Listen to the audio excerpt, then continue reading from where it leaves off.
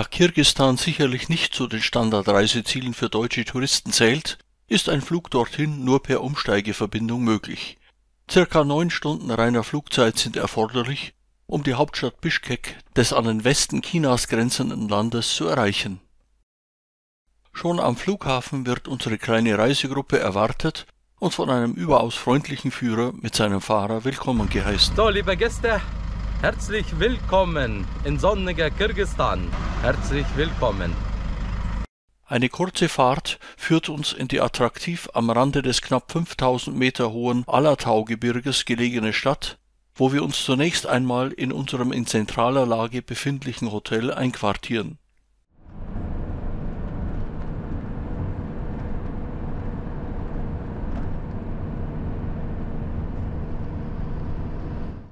Überrascht konstatieren wir zunächst einmal Komfort und Raumangebot in dem modernen Stadthotel. Ein erster Blick auf das zu unseren Füßen liegende Panorama sorgt für gebührende Vorfreude auf die nachfolgende Besichtigung der sich offen, freundlich und sauber präsentierenden Stadt. Bei einem kleinen Spaziergang lernen wir die prägnantesten Bauwerke von Bischkek, wie etwa das Parlamentsgebäude, kennen. Dazwischen sorgen Grünanlagen und Parks für willkommene Abwechslung.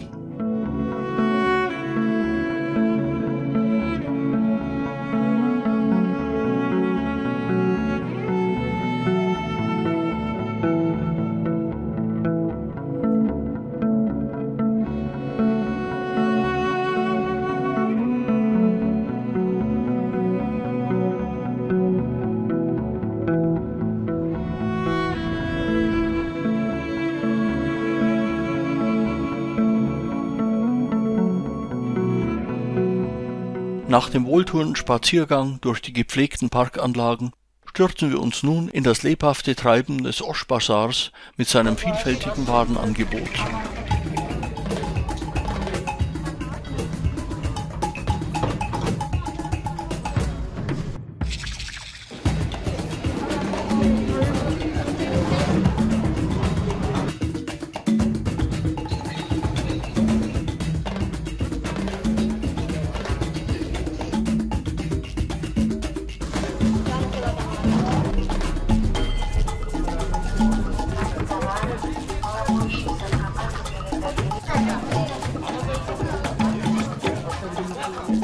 Mit einem gemeinsamen Essen in eleganter Atmosphäre, gefolgt von dem eindrucksvollen Rundumblick von der Dachterrasse des Hotels, endet unser erster Ankunftstag in Bischkek. So attraktiv sich Bischkek auch präsentiert, Hauptmotiv für einen Besuch Kirgisistans sind sicherlich Naturerlebnisse, weshalb wir die Hauptstadt rasch hinter uns lassen und uns entlang der Grenze zu Kasachstan auf den Weg in Richtung Osten machen. Bald geht es beständig aufwärts durch ein Gebirgstal und wir erreichen schließlich die Südwestseite des auf über 1600 Meter Meereshöhe gelegenen Issyk-Kul-Sees. Ein erster Stopp bringt uns zumindest in Sichtweite des Südufers. In flotter Fahrt lassen wir die Hauptstadt hinter uns und erfreuen uns am Anblick der zunächst noch weit entfernten Bergzüge.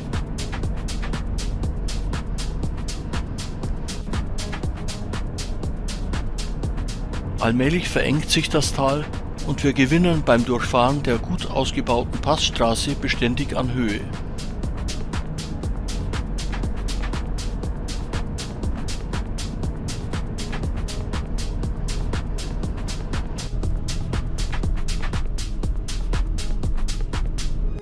Nun haben wir die Hochebene erreicht, die von dem 182 Kilometer langen und 60 Kilometer breiten Issyk-Kul-See eingenommen wird. Auch wenn das Ufer im ersten Teil unserer Route noch relativ weit von der Straße entfernt ist, erhalten wir bereits einen ersten Eindruck von dem nach dem Titicaca-See zweitgrößten Gebirgssee der Erde.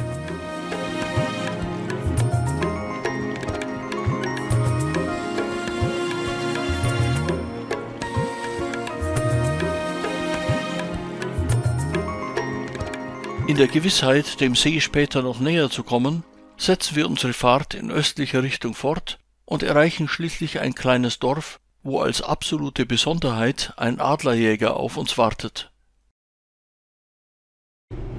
Weiter geht die Fahrt durch die durchweg attraktive Landschaft.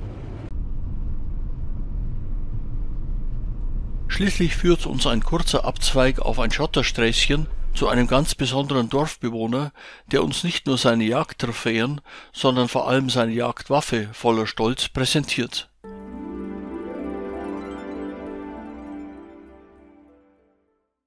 Die hierzu nötigen Erklärungen werden von unserem Führer übersetzt. Bei der Arbeit mit dem Adler braucht man eine große Geduld.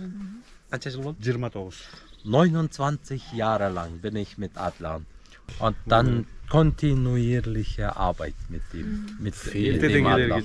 Erste Zeiten sind sehr gefährlich für uns. Und hier gibt es einen Kampf zwischen Jäger und dem Adler.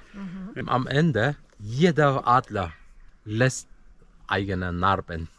Und wenn der Adler gewöhnt an mich, er wird Mama und Papa von dem Adler. Für kurze Zeit entfernt nun der Jäger die Augenkappe des Adlers.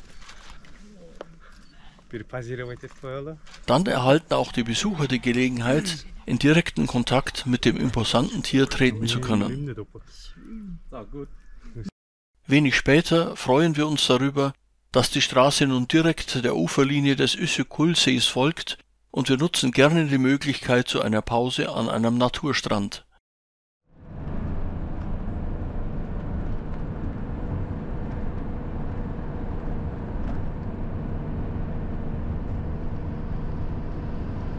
Gerne nutzt die einheimische Bevölkerung die Möglichkeit zu einem Bad im See, dessen Wasser selbst im Winter bei Temperaturen von bis zu -20 Grad nie zufriert. Grund hierfür sind heiße Quellen im Seeboden sowie ein leichter Salzgehalt des Wassers.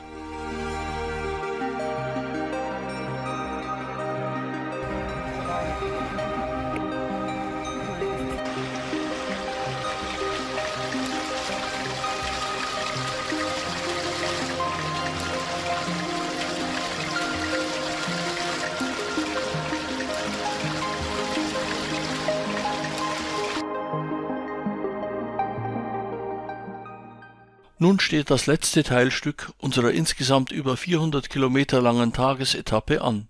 Unterwegs zweigen wir nochmals in die Berge ab, um als abschließenden Höhepunkt die markante Felsformation Sieben Ochsen zu besichtigen. Unser Etappenziel Karakol erreichen wir schließlich im letzten Licht des Tages.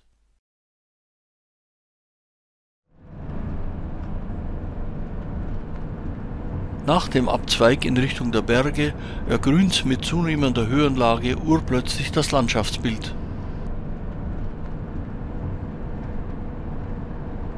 Bald eröffnet sich ein erster Blick auf die charakteristischen roten Felsen, die den Eingang in das Gebiet der Ceti Oghuz oder Sieben Ochsen markieren.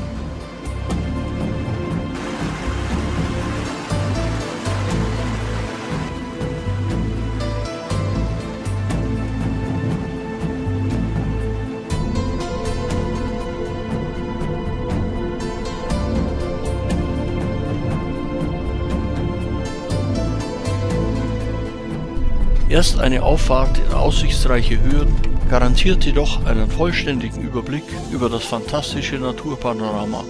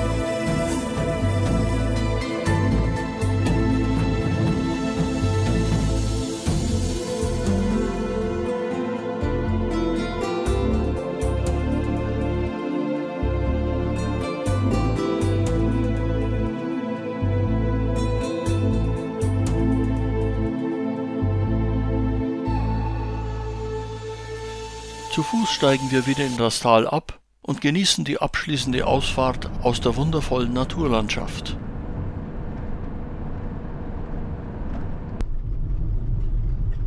In den letzten Strahlen der Abendsonne nähern wir uns schließlich unserem Zielort Karakol.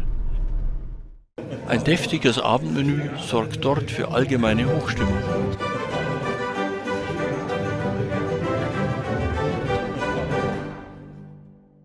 Am nächsten Morgen werden die Koffer vor unserem Hotel bereits wieder verladen, denn wir setzen unsere Tour fort mit der Besichtigung der beiden Hauptsehenswürdigkeiten Karakols, der russisch-orthodoxen Kirche sowie der Dunganen-Moschee.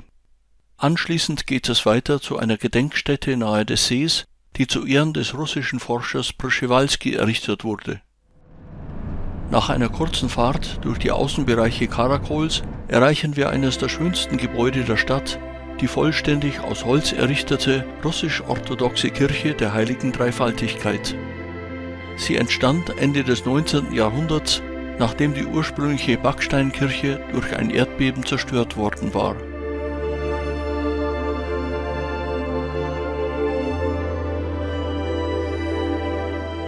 Nach der russischen Oktoberrevolution wurde das Gebäude mehrmals umfunktioniert und diente erst ab 1993 wieder seinem ursprünglichen Zweck. Unweit von hier befindet sich eine weitere absolute Besonderheit der Stadt, eine im chinesischen Baustil errichtete islamische Moschee. Nachdem im 19. Jahrhundert muslimische Dunganen als Flüchtlinge aus dem nahegelegenen China nach Karakol kamen, errichteten sie nach Plänen eines chinesischen Architekten eine Moschee, die beide Kulturen auf geradezu geniale Weise verbindet.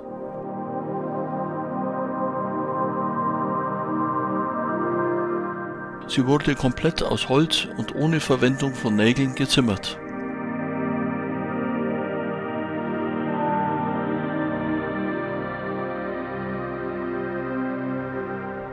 Weiter geht die Fahrt durch ländliche Gebiete bis zu einer nahe des Issyk-Kul-Sees gelegenen Gedenkstätte zu Ehren des russischen Forschungsreisenden Przewalski. Eine weitläufige Parkanlage mit einem kleinen Museumsgebäude symbolisiert dessen Leidenschaft für die Natur. Bekanntheit erlangte Przewalski vor allem durch 5 ausgedehnte Forschungsreisen durch ganz Zentralasien in der zweiten Hälfte des 19. Jahrhunderts. Sein spezielles Interesse galt vor allem der Fauna und Flora dieses Gebiets, weshalb das nach ihm benannte asiatische Wildpferd noch heute seinen Namen trägt. Während seiner 5. Expeditionsreise verstarb der Forscher hier in Karakol. Seine Grabstätte würdigt in besonderer Weise dessen Verbindung zur Natur.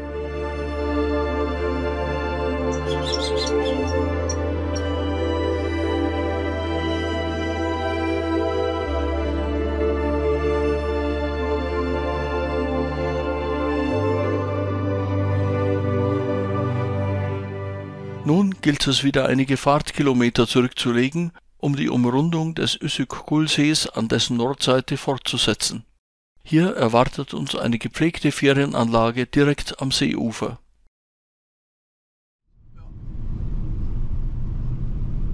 Unterwegs genießen wir die Fahrt auf der zwischen dem See im Süden und den Bergen im Norden verlaufenden Straße.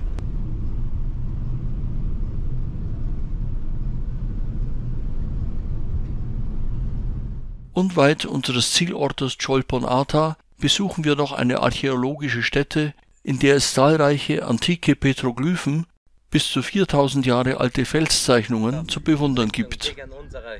Diese werden vor allem dem Reiternomadenvolk der Skythen zugeschrieben. Dargestellt werden vor allem Tiere und Jagdszenen, aber auch Menschen und Rituale.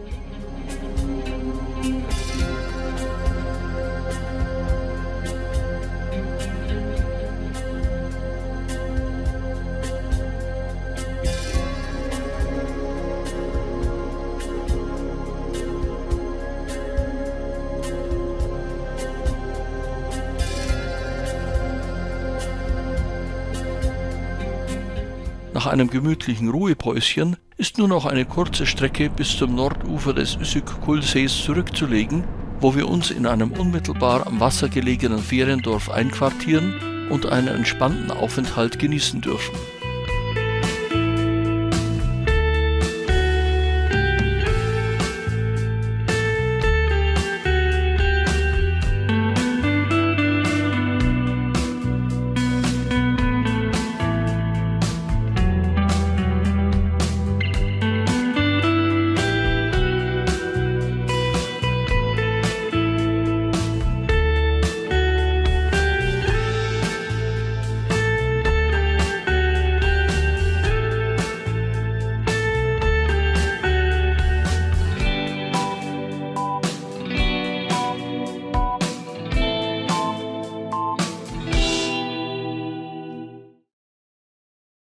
Der nachfolgende Tag beginnt mit einer aussichtsreichen Bootstour auf dem See.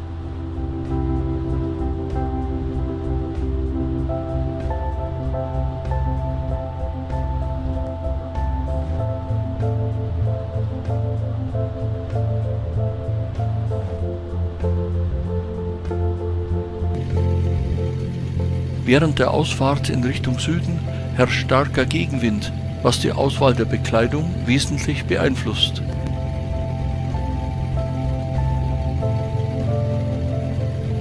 Danach folgt eine Schleife in Gegenrichtung und nach dem Wendepunkt kehren sich die Verhältnisse um und wir genießen eine nahezu windstille Fahrt.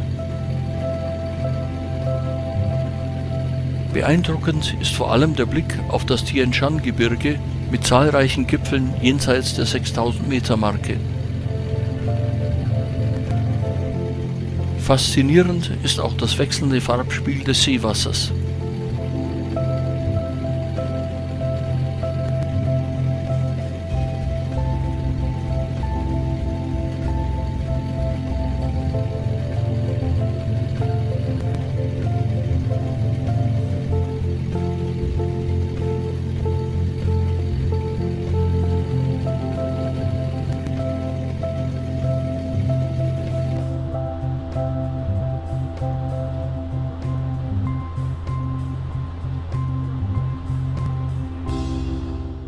Nach dem Ende der eindrucksvollen Bootstour setzen wir unsere Fahrt entlang des Nordufers des Sees fort und schließen allmählich den Kreis unserer Rundtour ab Bischkek.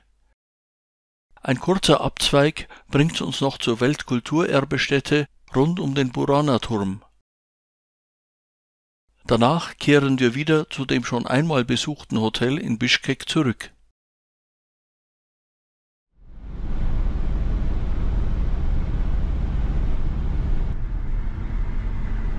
Nach der uns bereits bekannten Passfahrt zweigen wir südlich auf ein Nebensträßchen ab und erreichen bald die archäologische Stätte rund um den Burana-Turm. Hier befand sich einst die antike Stadt Balasagun, eine der wichtigsten Handelsstätten an der Seidenstraße Zentralasiens. Heute ist hiervon nur noch der Burana-Turm erhalten, Wahrzeichen Kirgisistans und Minarett der einstigen Moschee. Von dem ursprünglich 44 Meter hohen Bauwerk sind nach verschiedenen Erdbeben nur noch die unteren 22 Meter erhalten.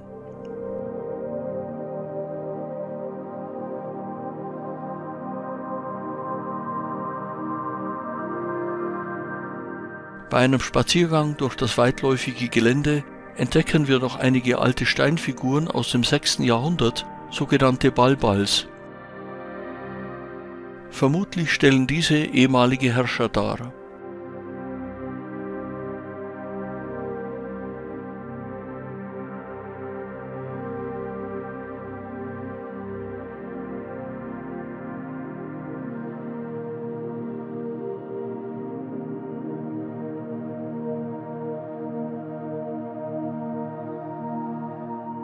Danach ist es an der Zeit, wiederum in die kirgisische Hauptstadt Bischkek zurückzukehren, die wir schließlich gegen Abend erreichen.